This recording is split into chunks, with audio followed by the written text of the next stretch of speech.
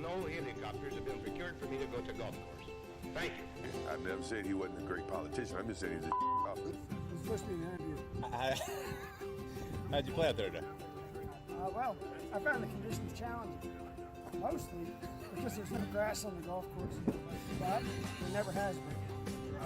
I'm thinking about the swag bag, and I had high hopes for the swag bag. When you got 3 crevices on the green, your course is trash. What's happening, folks? Welcome back. Beltway Golfer Podcast, episode 43. Alex Dixon here. It's been a little over a month since I published an episode, but I think this one's worth the wait. Billy Hurley III, one of the best golfers to come out of this area in a really long time. And the only PGA Tour golfer who served active military. He's got a fascinating story. He's been on my list to be on this podcast for quite some time. Was thrilled that he agreed to do it. Met him briefly once or twice over the last couple of years, but got a chance to kind of pitch him the idea at TPC Potomac Avenel at a first tee event about a year ago. And he happened to have a tee time a couple weeks ago out at TPC Potomac, where he was going to play the course, and we were able to sit down before that tee time and have a great conversation. So it was really cool to learn more about his career and his path, because it's a fascinating one. You know, his path is so unusual to professional golf, going to the Naval Academy and then serving 5 years of active duty in the military before really pursuing his tour card. It's incredible to be able to take that kind of time off from really grinding and working on your game to play at the highest level, and to be able to come back and achieve getting a PGA Tour card, and not just that, but winning on tour. It's incredible, and we talk a lot about that win, which was 2016 Quicken Loans National here at Congressional Country Club, and we touched on it a little bit, but the story surrounding how incredible that win was really all ties back to what happened a year earlier in 2015 with the tragic passing of his father. I encourage anybody listening to this, if they haven't, seek out a Players Tribune article from 2017 that Billy Hurley III wrote about that period of time between the time when his dad first went missing just prior to the Quicken Loans National at RTJ in 2015 through the time of him winning the following year after his dad had passed at Congressional the following year.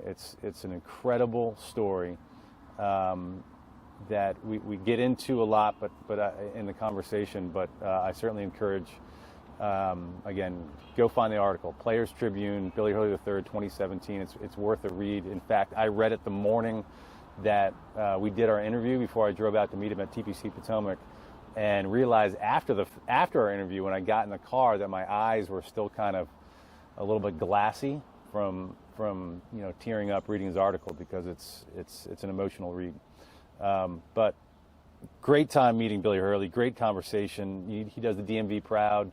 He actually recently just moved down to Charleston, South Carolina, but Leesburg native.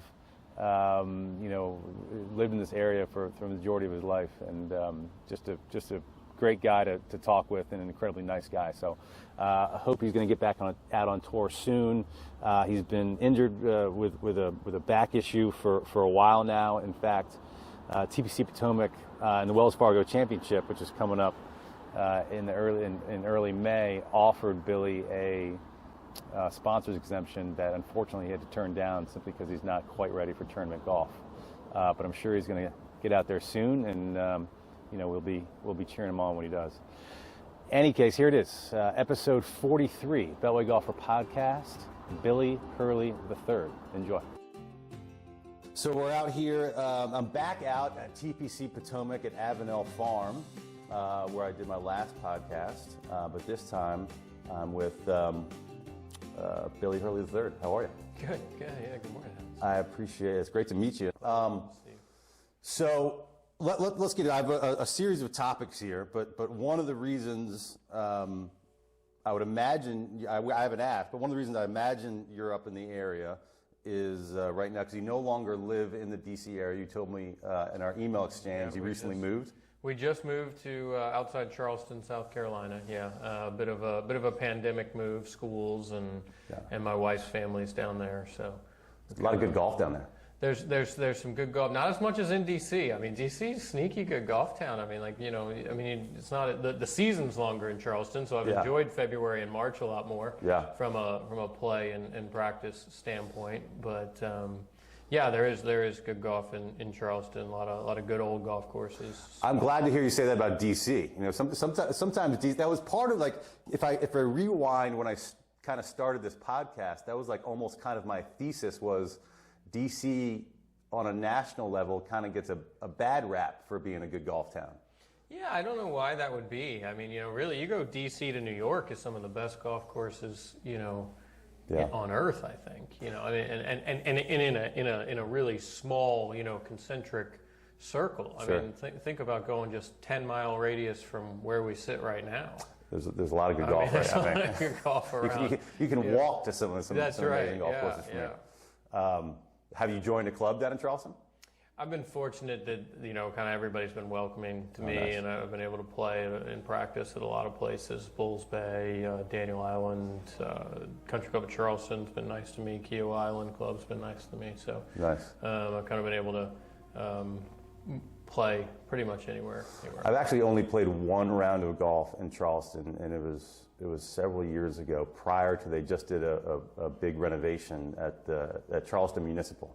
Oh yeah. So I haven't seen it since they restored it. It's supposed to be like just gorgeous. Yeah, I have not played that one, but I've read a lot about the renovation, and they did a lot of template holes, right? So they have a Redan and an Alps and a Eden and all that kind of stuff, and it looks pretty good. I drive by it occasionally, but I haven't gotten out there yet. How long ago you say you moved down there? We moved officially in September, so we've been there 6-7 months now. Got it. Well, we're going to cover a bunch here, but I put on my kind of list of conversation topics. Let's just start with a bit your foundation and your big tournament coming up. Let's start with that so you can talk about it because it's coming up soon, right? It is, yeah. The Billy Hurley III Foundation. It still feels weird to have your name on a foundation in a golf tournament and that kind of thing. But our tournament is May 16th at the Naval Academy golf course. And what our foundation tries to do, or our mission is to serve military families. Okay. So not just the service member, but the entire family unit. When I was in the Navy, we had our first son was born while I was in the Navy, and I was deployed a couple times, and my wife, was a single mom, for those times of deployment, and even times of being home. You're working a lot on the ship, and you got to do, duty days and stay on the ship for 24 hours at a time, and that kind of stuff. And so, really, the whole family is in the military, not just the service member. And so we have sought to do some things to honor them as a family unit, and so we have an endowed scholarship for dependents. So somebody, spouse or kids or whoever. Actually, just had a shipmate of mine's son win the scholarship 2 years ago. So that was kind of holy cow, I'm old. People that I served with have college age kids. Right. Hang on now. Yeah, it's wild. And then we do some other fun stuff that we just have finished. Kind of our first round of Disney vacations. So we send the entire family out in Hawaii, where I served on a ship in Pearl Harbor. So we have used Hawaii to jumpstart and send them for 2 nights out to the Disney resort on Oahu. And so kind of all expenses paid for them and their family. And we've gotten some great reports about how much fun they've had. And, their, kids are having breakfast with Mickey and, doing the water slides and all that stuff out there. When did you start the foundation?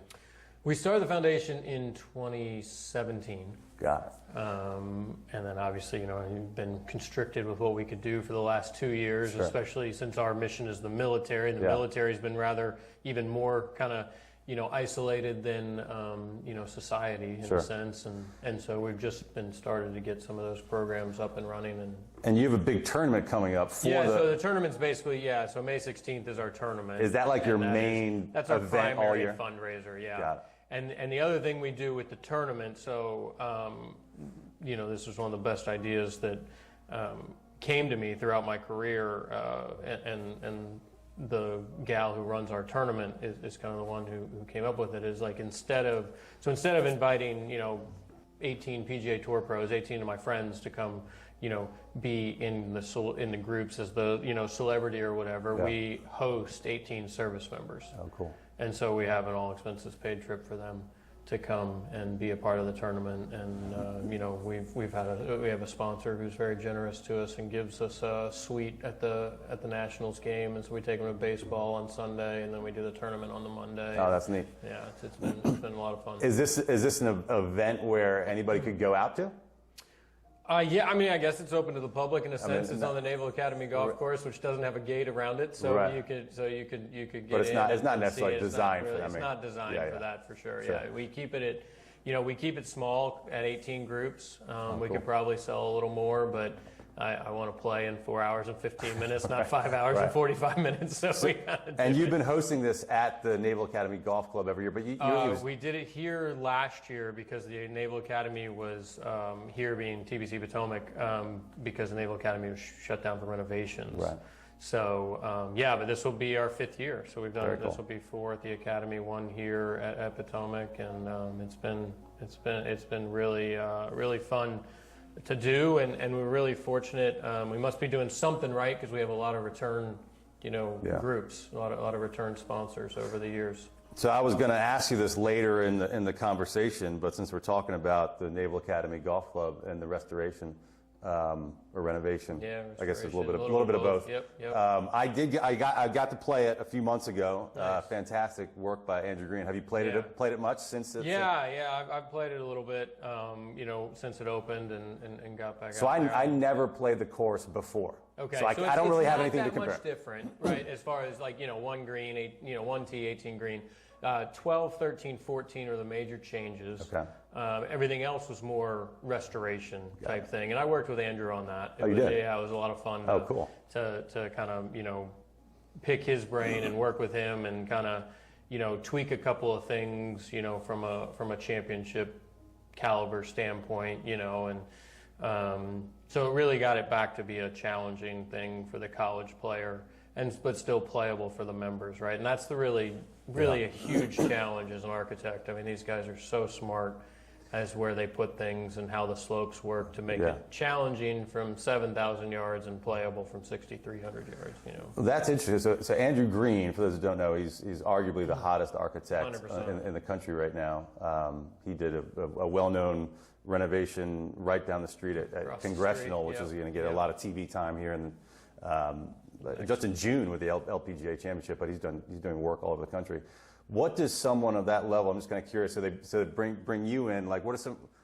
I might have brought myself in. Okay, however it worked. I'm not sure Andrew asked, but I said, hey, if you're doing the Naval Academy course, I'm going to be involved in this, and he couldn't tell me no. Yeah. But so. So one of the questions is. I'm not like a golf architecture geek, but I follow a lot of golf architecture geeks, and I read a lot of it on it. And there seems to be a conversation, argument, debate over architects that are pure architects building courses and like tour players, like either post-career or during their career, and the quality versus just the name of that. Yeah. And there's some great examples of success, like Ben Crenshaw and sure. But I guess I'm just curious, like, what are some of those conversations like? What are some areas where he might say, "Hey, Billy, is this a good idea over here?" I think we talked about bunker placement a little bit, some fairway bunker stuff. Hey, what do you think about adding a fairway bunker here? Or I was adamant about adding a couple in some spots, just to kind of. you know, make it more challenging. And there's ongoing discussion, kind of, you know, you never get it 100% right off the bat, and you play for a couple of years and you realize, oh, okay, maybe this needs to be over here, and maybe we need to add something here and there and whatever. So we keep having those conversations a little bit. But so I'll tell you, the first time I met with Andrew, I said, let's sit down and talk about this, and he went through the whole thing, you know, 1 to 18, and at the end of it, I basically said, okay, so you got a lot of back left hole locations. You don't have any back right hole locations. Okay. And he went, good point. You're right. You know, and so that's the kind of thing I think that, you know, from a tour player, like, look, I don't have the engineering, you know, architectural background of like how they move water off, you know, and how, you know, stuff's going to drain and where you need, you know, this, that, and the other thing. But I look at it and say, all right, how does this set up to play for a championship level course, championship level event, which is what you're also a level of player that would notice that sort of thing. Well, that's exactly right. I play right. a lot of golf, and if he had me right. out there, I don't think I would have noticed that. No, that's exactly right. And so I think that there's a you know, an upper echelon of playing golf that you see different things, right? And that's not news or new to any industry, right? The CEOs of the you know, industry see things that people not in that industry don't see, right? And so as players, as tour players, we see things that people don't see. I mean, we're the best at this, you know, in the world, and so it's not like, it's not a knock on anybody else. It's just it's what we do for a living. So we see different things, and from a competitive standpoint, right? And so then some of those end up being competing interests, right? It's like, okay, well, this has got to be different, but we can't do that because then if, you know, then we don't have anywhere for the water to flow or whatever. Like so there were some of those things where we kind of get into it. I mean, I stood on a couple of greens and was like, that's too steep. I'm going to put it off the green right there. You can't do that. You know what I mean? You know, and you know, the front of 8, I remember standing on the front of 8 green, and it was just dirt, and we were grading the green, and I was like, you get the greens rolling at 11, I put that off the green. Like, 8 the downhill par 4, is 9's the par 3 with a little bit of carry? That's 7, so 8's the dogleg right, and it goes down and back up to the right. That's right, because you go back kind of towards the starter after 7. That's right. You go around it, and then so that actually used to be 9. 8 was my only birdie. Really? That's a heck of a birdie. It was. I won't tell you what my whole score was because it wasn't pretty. But that was my only birdie on the day. Was number 8. But it was a lot of fun. We were able to break. You know, so William Flynn did that golf course, right? And you know, worked on it kind of in the 40s. It was the last course he ever worked on in his life. Oh, I didn't know that. Interesting. Yeah, and so. You know, we lost 2 holes to the Navy in the 70s. Okay. And we built, so that's 13 and 14 were kind of didn't really fit. Were they? Because one of the things I've noticed over the years, if you look at it from above, it's the Naval Academy golf course. Yep. It's in Annapolis, but it's not on any waterfront. Were 13 and 14 on water? No, none of it was really. I mean, you don't get to the water. There's an irony there. Yeah, there is a little bit there. This is true. We're working to find a golf course on the water there in Annapolis. It's probably interesting. Meaning years down the road there could be an additional. We're trying. Oh, that's interesting. Very cool. So let's rewind a little bit. You know, you're a local golfer. You grew up in this area, in Loudoun County, in Northern Virginia, in Leesburg. Yep. So you know, doing some research on you. You were an honorable mention All-Met golfer. You were Virginia State, all Virginia State, maybe in high school. Mm-hmm, sure. Yeah. These are accolades from a long time ago. That's right. Sounds right. Well, what was golf? You know, one of the things I mentioned before we started recording, I've got like a bunch of buddies that all went to, coincidentally, the same high school as you, Loudoun County High School in Leesburg, Virginia, and a lot of them play golf. And over the years, I've played a lot of golf in Leesburg, a lot of public golf. Yep. But like, getting into golf as a youth, like, what were some courses you played? What was what was golf in Loudoun County like? And Yeah, I mean, it was largely public golf for Yeah. us. You know, I mean, Dad was a police officer, and so we didn't have a country club membership or anything like that. I mean, so it was my grandfather when I was probably 10, 12, when my brother and I started getting a little into golf, maybe even a little later than that. My grandfather would give us the year pass to West Park. Really? In Leesburg, yeah. So we would. That was kind of our big Christmas gift, so to speak. From how old was the first time you got that? Probably call it 14, maybe 13, 14, something like that. Going into freshman year of high school. I mean, I played mostly baseball growing up. I mean, I'd still rather play for the Washington Nationals than be on the PGA Tour, but Sure. you know, something about guaranteed contracts, Sure. and, you Right, know, right. whatever. But it turns out I was better at hitting the little ball than the bigger ball. Did you play baseball in high school? Yeah, I did play a couple years of baseball in high school in Loudoun County, and I have a couple buddies that I've heard in text threads that are lamenting that they're no longer the Loudoun County Raiders. yeah, you know, I just learned that like 3 months ago. I drove by with my mom, and I was like, wait a second, what does that mean? You know, so What is their? I don't even know what their I name think is. it's the captains. The captains. So anyway, but yeah, so West but- Park growing up as just public golf, Okay. and just hanging out there when Mark Guttenberg was the pro there. Got it. He's been around for a He's long been time. around for a long time, and Unfortunately, West Park no longer open. I know. Just I closed know. a couple years ago. We actually went. We had it wasn't even like an official tournament. We had just a gathering that turned into a kind of tournament because there's Okay. so many guys. But it was like their last week. day, yeah. With some of my buddies I mentioned.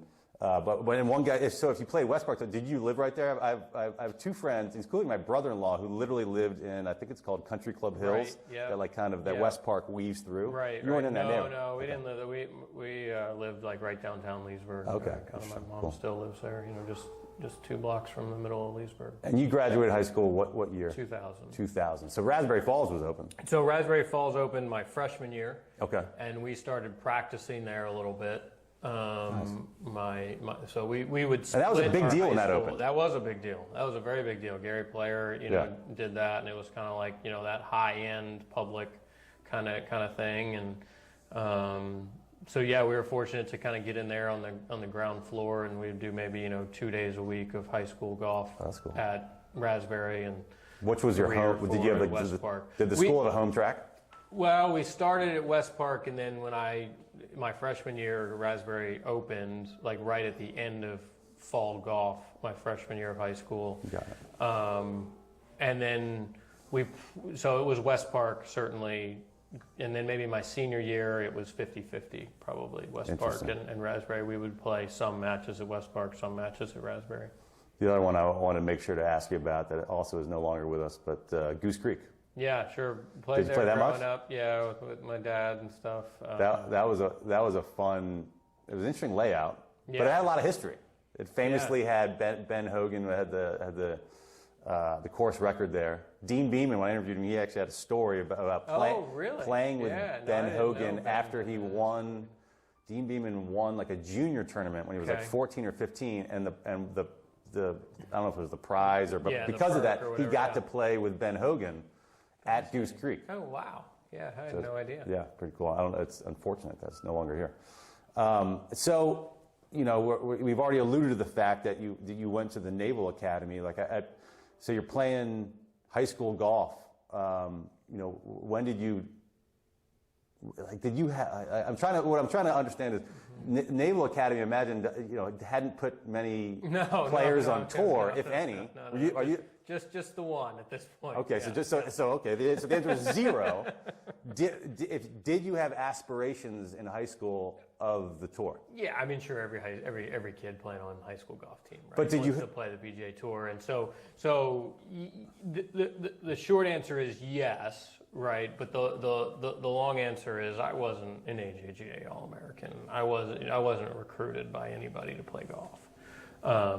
Something of that may have had to do with the fact that I wore a Navy golf hat for my senior year of high school because that's where I was going to go to school. So recruiters may have that might they have may scared have them. understood. Okay. I mean, I think they understood. And then I wasn't going to get recruited by Georgia or Sure. Florida or Okay. anything like that. Don't get me wrong. Like that was,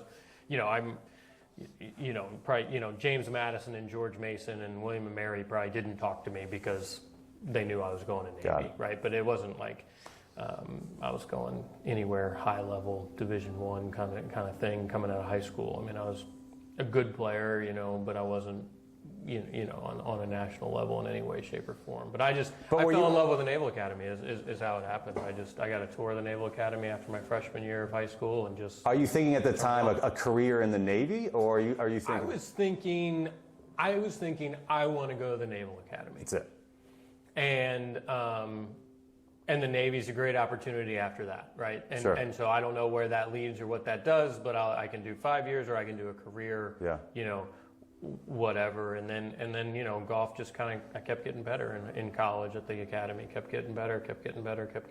Did you have any family members that went to the Naval Academy? No family members, a lot of family friends, a lot of my dad's friends, their dads, kind of stuff. And that's kind of how I got one of my dad's best friends, his dad, and was a retired admiral, and gave me a tour of the academy. And it was kind of like, I'm 15 years old, and that's what I want to do. Done deal. It's impressive. I've done the tour. My dad was in the Navy in the 60s, not during any wartime or anything like that. But I've toured the Naval Academy, and it's an impressive campus. But they also walk you through the dorms and everything you have to do. Sure. And even as an adult, I was like, I'm not sure I could do that. Yeah. It's, so that's impressive to have that kind of commitment and know exactly. Yeah, it was the right school for me. It's certainly not the right school for everybody, and I talk to parents about that. It was the right school for me, and it was a great, it was a good fit. I actually dare to say I kind of enjoyed it. Yeah. I didn't enjoy freshman year, but I enjoyed the structure was easy for me. The discipline was easy for me. I didn't have a lot of free time. I used all my free time to play golf. That was my next question. I would imagine as a college athlete, a college golfer, at the Naval Academy has got to look a lot different than. Well, it looks very different. James Madison. There's no question. We're obviously we are true student athletes in that sense, right? Yeah. And even student, even you could go one step further. We're a military student athlete, right? Yeah. So it's military first, school, and then athletics clearly third. I think the overarching theme, of this conversation, but also your career, is how impressive it is to have gotten to the level you've gotten with we haven't even gotten to the part where you actually served, in the active military and took time off. But as a college golfer, your peer at James Madison, for instance, whoever's playing on that golf team, just hours of golf in their week or month, they must be playing so much more golf than you because you have all these other responsibilities, right? Yeah, no question. There's no question. We had kind of 2 hours, at the end of the day. It looked a lot like high school, really, right? Because we would go to school from, 8 to 3, and then you'd have golf practice from 4 to 6, right? And then you'd have dinner and study and, whatever else and do it all over again. And so, it was certainly the amount of hours that I put in was less than all other Division I golfers, but you still taught me a lot. It taught me a lot. It taught me how to practice, and how to get a lot done in a short amount of time. Which is a good skill and a good trait. A good skill. And you won a handful of times in college. Were in those tournaments? Are you playing non? We play. We would play. Penn State's tournament, Towson's tournament. Maryland would be at a handful of events. It was in that Patriot League kind of mid-Atlantic. We play. William and Mary's tournament. St. John's tournament. So those are schools we saw a lot. So, we didn't see Florida, Georgia, Oklahoma State, that often. Right. But we, I was, I won first my sophomore year, and then didn't win again until my senior year, and I won 6 of 12 my senior year. So you win 6 of 12 your senior year. Now are you starting to think? Now your tour dream's getting serious? Yeah, that's exactly right. So between my junior and senior year that summer, I got a lot better. So I was kind of like climbing the rung on the ladder, one rung, and maybe I went up 2 or 3 between my junior and senior year for no good reason other than it just kind of happened. I mean, obviously I worked very hard at it and that kind of thing, but it wasn't like a major swing change or anything like that. So yeah, that was when I made it to the U.S. Amateur. I was number 2 seed coming out of stroke play qualifying at the U.S. Amateur at Oakmont in 2003, and then I shot 61 in the fall at the Naval Academy course in our invitational. Oh wow! And that was when it was like, oh, now my name's next to Ryan Moore, Bill Haas, Nick Watney. You know, these guys who were like definitely going to the tour. Definitely going to the tour, right? At that time, so. That's when they kind of switched. It's like, well, maybe this is, it was something I maybe was a pipe dream. Now it's like, oh, this is maybe actually something for real that I should give a shot to. And then, we had the whole Navy thing, and that was, I signed up to serve my country, and so we navigated that, and then came back to golf. And so, what is your? I mean, I should know this, but what is your commitment to active duty? Yeah, so you go 5 years active duty after graduation. 5 years. So in those 5 years, just tell me about how are you playing golf? Yeah, so not very much. Well, so I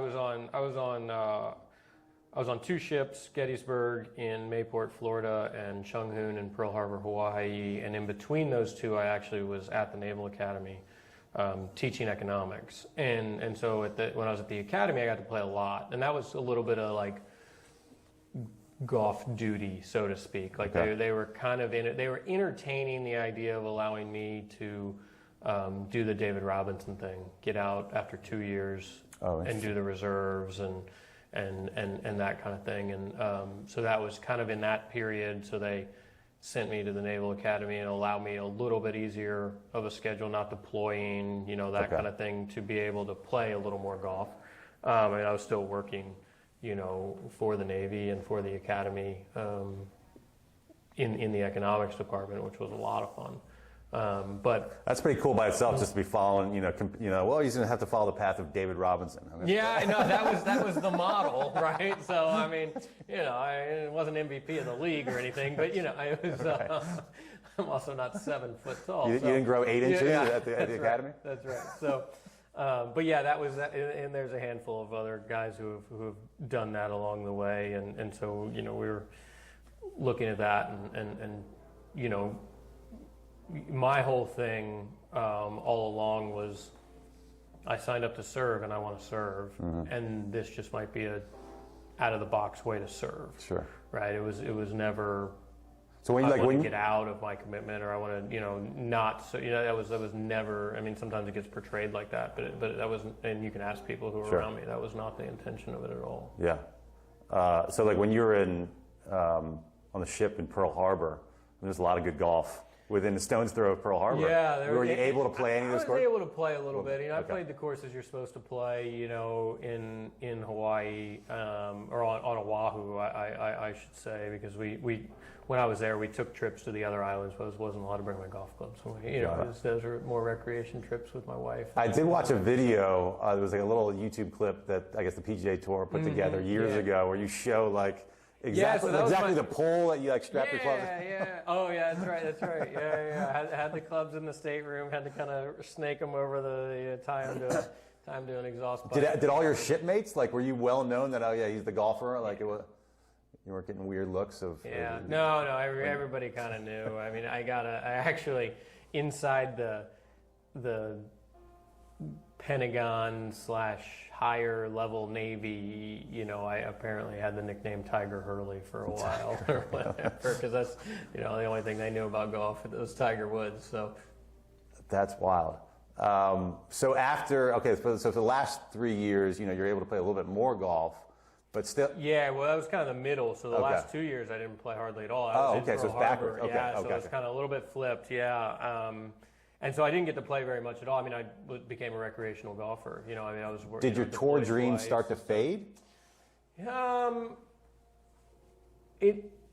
No, not really. It was still the goal, right? We still had this, okay, that's. So there's got to be a feeling I'm losing ground. There was a little bit of that, but also, I tell you, I had a great time in the Navy too, Alex. I mean, I really, deployed to Southeast Asia, Persian Gulf, Red Sea, and got to see a lot of the world over there. Got to, some of my best friends. This is all post Gulf War. This is it's kind of second Gulf War. Okay. So kind of the wind down of second Gulf War kind of thing, or Iraqi freedom, right? Or enduring freedom, and so we were over there in some tense, some tense times in the Gulf, but there wasn't shooting going on, so to speak. Right. It was more, diplomatic tensity kind of stuff. So interesting. But yeah, I mean, two of my best friends from the Navy are, XOs on ships right now, really? that I met and served with in Hawaii. And so, that's, was fortunate to serve with some great people. One of my COs is now a 2-star admiral running the 4th Fleet down in Jacksonville. And, so just really had a lot of great people who supported me in golf, but also probably supported me in golf because I also did a good job on the ship. Yeah. I didn't slack off and kind of, punch my ticket and say, look, I'm only here for 2 years, guys. I'm out of here. I did the best I could for the sailors that I led. So you're how old when you get out? 27. Okay. So at 27, those guys you mentioned, the Nick Watneys, the Ryan Moores. They'd already won tournaments, right? They've been on tour for years. I mean, you look at the Walker Cup team that I played on, Anthony Kim had won like 5 times. And were you on Anthony Kim's Walker Cup? Yeah, oh, that's cool. Yeah, well, Anthony Kim was on my Walker Cup, right? I mean, no. But yeah. So we had a phenomenally talented Walker Cup team, but.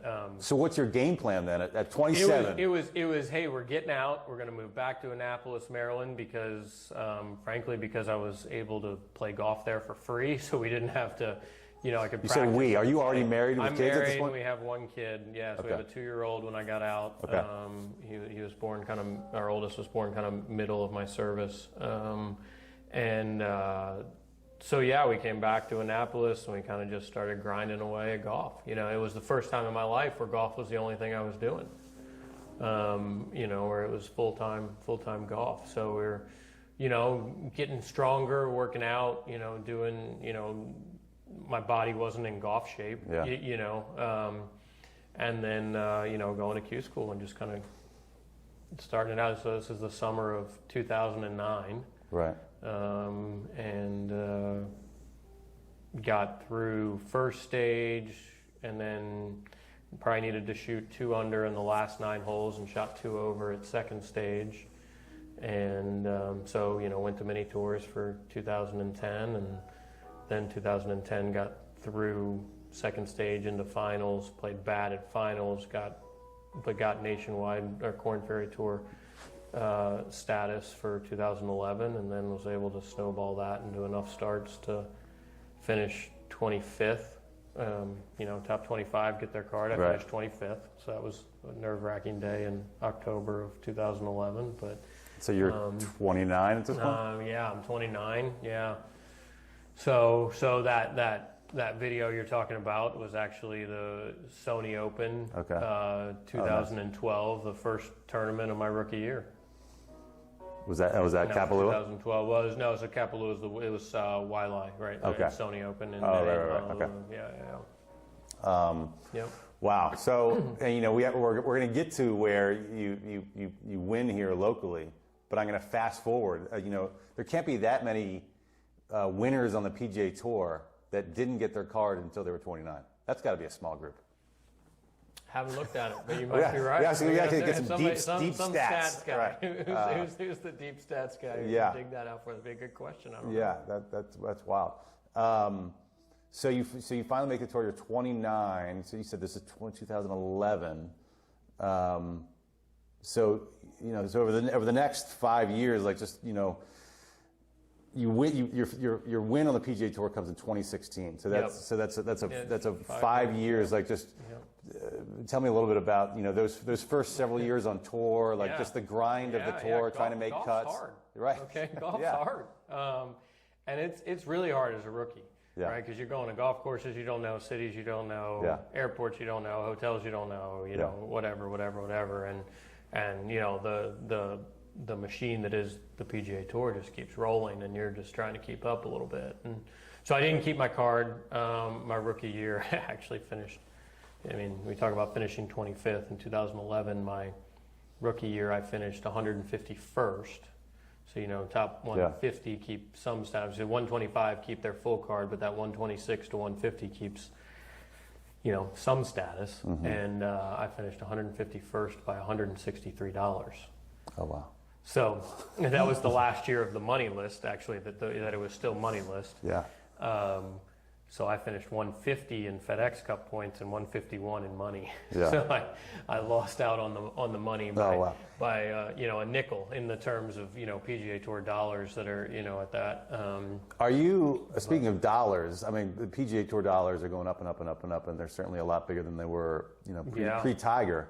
But at that level where you're kind of teetering on having a card and not having it, really kind of grinding, are you making a good living? You're making a living, and it's. I mean, if you keep your card, even back then. I mean, teetering is tough because you don't have any security, right? So you might make a nice year, but you just don't know how much you're going to make next year, right? Yeah. So it's never really secure, and it's not enough money to be secure at that point. You make a couple $100,000 a year and you make a nice living, right? Sure. But when you don't know how you're going to go play for it again next week, it doesn't it's still even at those dollars you're still feel like. Did you have a like one tournament where you had a nice paycheck prior to your win? Yeah, so I mean I had a couple top 10s prior to the win. My rookie year, so I mean, obviously we'll get to Congressional in 2016, but what most people don't know is I finished 4th in 2012 and 8th in 2014 at Congressional. At Congressional, that was a Quicken Loans then too, right? Still, the first year was maybe still AT&T, and then transferred to Quicken Loans. But So I mean, So I don't know. I haven't done the math exactly, but I've made maybe 33% of my career money at Congressional. Are those still your 3 biggest paydays? The win and those 2? That's a good question. I'd have to look it up. I mean, I finished 4th a couple other times. Okay. I finished 5th at Honda. I finished 4th at Greenbrier. So those would probably be up there as well. Maybe the 4th at Congressional. It depend. But yeah. I mean, well, first off, have you played Congressional since it renovated? It's fun. I mean, you talked about Andrew Green, so I talked to him a little bit about Congressional as we were doing the Naval Academy. But no, I haven't. I mean, you can drive by it and come in here to Potomac, but I haven't been out there. I got to call. You obviously like the course quite a bit. To play that well. Competitively, it suited me. There's definitely horses for courses is a real thing on tour. So 2016. I was out there. I have to admit, I was out there on Sunday when you won in 2016. So you won the Quicken Loans at Congressional in 2016. I do. I think I watched your. It was a chip in on, was it 15? 15. Yeah. I think I was watching on TV. Truth be told, me and a buddy had Guns N' Roses tickets that night, and so we had to leave the tournament a little early. And but this was like 5 years ago. Axl Rose is all old and slashed. So it wasn't that great of a concert. But we had to get to FedEx Field. But that, I mean, so there's we're not there's anybody, if you don't know Billy Hurley's story, Google Billy Hurley. We're not going to get into we'll get into a little bit, but there was a magic about that 2016 championship. No question. Your late father passed the year before. Yep. And this was your first tournament back in this area. Yeah. Less than a year after that happened. Sure. Yeah. And that's exactly right. And winning it. I mean, it's one of those things that if you read the whole story, it's like, well, Hollywood can't. Yeah, no, you wouldn't can't believe sell it. the script. Right. You wouldn't believe it. It's too far fetched, right? And I mean, I just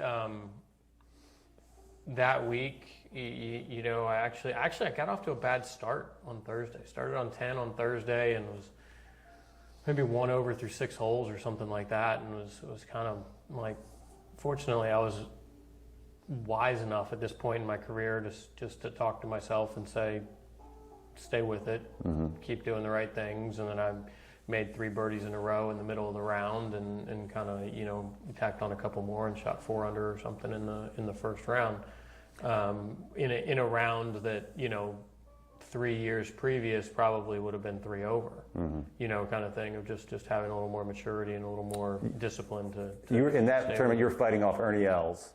And Sunday I played with Ernie. Yep. You guys were the final group. That's final right. pairing, yeah. Yeah. And he, but before that chip in, you were tied or So I had a 2-shot lead to start the day. I had a 1-shot lead at the turn, and then Ernie hit it in the water on 10. okay. And then like simultaneously, maybe John Rahm birdied 12 or something. So I still just had a 1-shot lead, but it was over a different person now. Oh wow.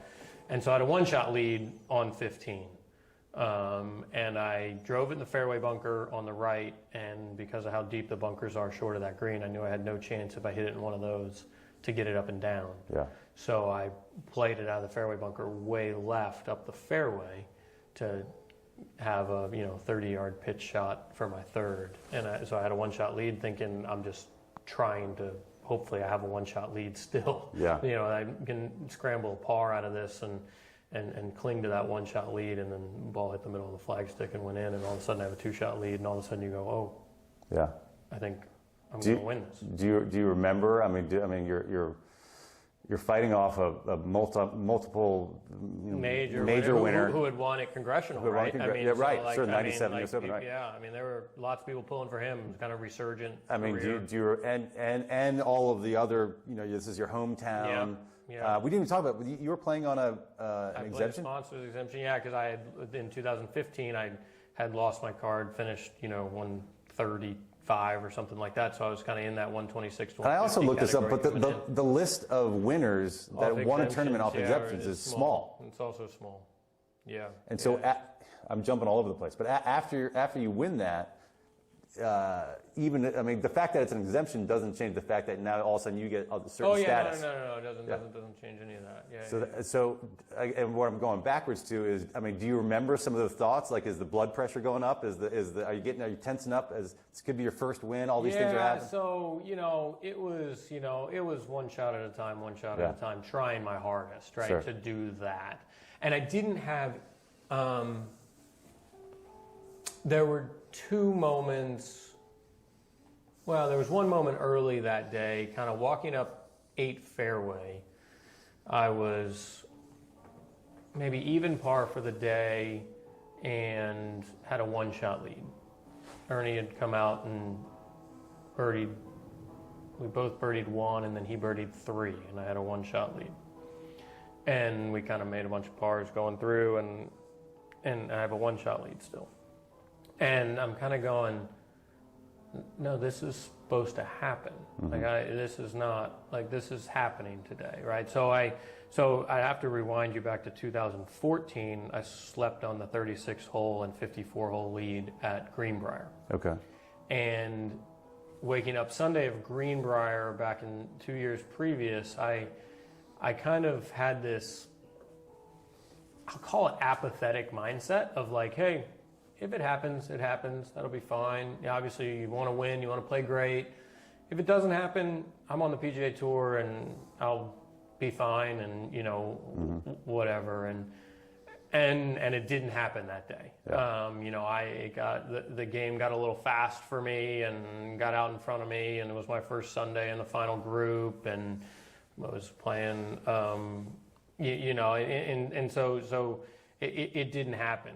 And then, I had another chance to win in Malaysia later that year, and kind of same thing. Didn't have the 36 hole lead and didn't play great on Sunday and finished 8th and whatever. And I kind of thought, okay, I'm going to have a lot of these opportunities, And then I went through 15 and didn't play very well, and then I went through early 16 and still wasn't playing great, and it kind of woke me up to like, no, you don't actually know how many of these opportunities you're going to have. Right. Right. The chance to win on tour is rare. And so that was the difference in my mindset going into Sunday of 2016 at Congressional was, no, you don't know how many more of these opportunities you're going to get. It's time to seize the day. It's time to do it today. Right. It needs to happen today. And so I'm walking up to the 8th green, walking off the 8th tee or whatever it was in the 8th fairway, and I'm thinking, why isn't this happening? Like, this has to happen, right? This was supposed to happen today, and I'm not like all of a sudden 3 under through 7 and just have the bull by its horns, right? I'm kind of clinging and just trying to keep pace with Ernie a little bit, and he hit it in close on 9. I hit it in close on 9. I had maybe 12 feet. He had 10 feet. I've got a 1-shot lead. I said, this has to go in. Yeah. Right? I've got to make birdie. I made it. He made it. Still got a 1-shot lead. He hits it in the water on 10. And so now he's not really in the golf tournament, especially after he bogeyed 13. And so now it's me still having the 1-shot lead. VJ's charging up the leaderboard. Thankfully, he ran out of holes because he shot like 6 under on Sunday. If he had another 2 holes, he might have tied me or something, But, and John Rahms, the great, was a great player then as he is now. And so, the chip in. So the chip in on 15 is where it goes. Sure. Okay, no, this is going to happen. Yeah.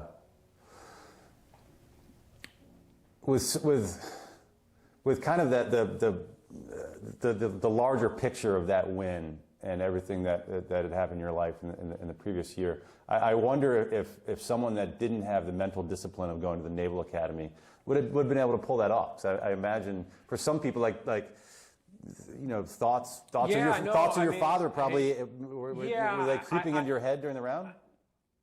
One time before the round, like in kind of the locker room, getting ready. Had a moment thinking about that, and then one time walking from 9 to 10. My dad was a police officer, as I mentioned, and he had done player security for multiple President's Cups out at RTJ. Sure. And the things you don't know till you know, but we're in the final group, and there's 2 police officers that walked with us the whole day. Right, and I didn't really, but walking from 9 to 10, I kind of walked by one of them and was like, I thought about my dad. Oh wow. But yeah, I think that obviously the Naval Academy, obviously the Navy, and then just experience on tour. I mean, this is this would have been my, I guess, 4th year on tour at this point. So. So 4th year on tour. Yeah. And so, just those experiences that add up to kind of the maturity to do the thing you need to do. I mean, and it was just, the game's not over, the game's not over, you got to get all the way to the 72nd hole and the last putt doesn't, It's an amazing story. I mean, so many just interesting things about that win. It's just really cool. All right, we're going to fast forward because I'm afraid we're going to run out of time here because we both. Fortunately, I've got my work calling. You've got a tea time. There you go. But where are So that was 2016. Now we're 2022. We're out here at TPC Avenel. Where you had back surgery 2 years, 2.5 years ago. So where are you today? Like as far as like tour status, playing again, health. I mean, I'm perfectly healthy for almost 40-year-old to do anything but a professional sport, right? And I can roll around on the floor with my kids and my daughter, my young daughter, and pick her up and do all that stuff. So I'm thankful for that, right? Because there was a period when my back was I couldn't hardly walk, right. And successful back surgery and all that, but I had the root of my surgery wasn't really my back. Obviously it was a disc, but it was pinching my left sciatic nerve, and so that nerve's just not quite the same. Gotcha. It's not quite totally right, so to speak. Are your doctors, are they confident that you'll get back to 100%? I had my back surgery is done by the chief of neurosurgery at MedStar in DC. Okay. And I asked him about that, and he says, "Well, we don't know a whole lot about the nervous system." And I said, "You're the chief of neurosurgery in a major hospital system. if you don't, Are who you does?" freaking kidding me right now, right? Yeah. But so the answer is we don't know. Yeah. You know, we know that nerves regenerate. We know that they regenerate at a certain rate, but how much of that, you know, nerve, so to speak, will fully regenerate, we don't know. And so that's what we're kind of still waiting, you know, and it's gotten better, it's gotten better, it's gotten better. The increments are much smaller, you know, got to 80% really fast, you know, then got to 85, and now it's kind of these half percentages that keep adding up to maybe, you know. How does it impact your swing? So it's all subconscious, right? I don't have a ton of pain, but I have a ton of cumulative fatigue. So playing multiple days in a row is hard. Yeah. You know, and I can play 3 days in a row now. Yeah. Right. And if you said, hey, you have to play a tournament, you know, starting this week, I can do it. Yeah. I don't swing it quite fast enough to compete at that level right now. I could make it through, but I couldn't play next week. Right. And that's kind of the problem right now, or the thing, you know, stamina and It sounds like you don't really have a clear timeline. I don't, you know, I mean, we've had benchmarks all along the way of like, okay, we hope to play this date. Yeah. That one passed. We hope to play this date. That one passed, et cetera, et cetera. How does the tour treat injuries? Basically, you can press pause. Okay. Right, so you can get kind of, you know, our version of IR is medical extension. Interesting. And so you can kind of come back when you're healthy with what you would have had had you never gotten hurt. Interesting. Well, I certainly wish you health and success and getting better. We talked about before that there was a sponsor's exemption offered for this tournament coming up here at Wells Fargo. Unfortunately, you're not going to play, so you'll be up in town. Your tournament's the following week, the Billy Hurley Foundation. Would you come up for this tournament? I might. I'm going to talk to Gary and see if there's, you know, something that I can do for them. Got it. You know, Saturday or Sunday kind Very cool. of thing. But I'll be kind of around the week before and working on our tournament at the Naval Academy. You're playing TPC Potomac today, so hopefully the rain holds off and you have a good round. Holds off, and you know, this golf course is hard enough; it doesn't need anything else. But this is great. We'll leave it there. But this was I really appreciate you taking out an hour to come on the podcast, and I wish you. I'm a big fan, and I wish you health and success and getting back out there. Thanks, Alex. Excellent. I don't have a good golf game, but I don't really care. I'm a regular dude living in DC, and I want to know about DC-centric golf stuff. If you can tell me something that I don't already know, then that is great for me.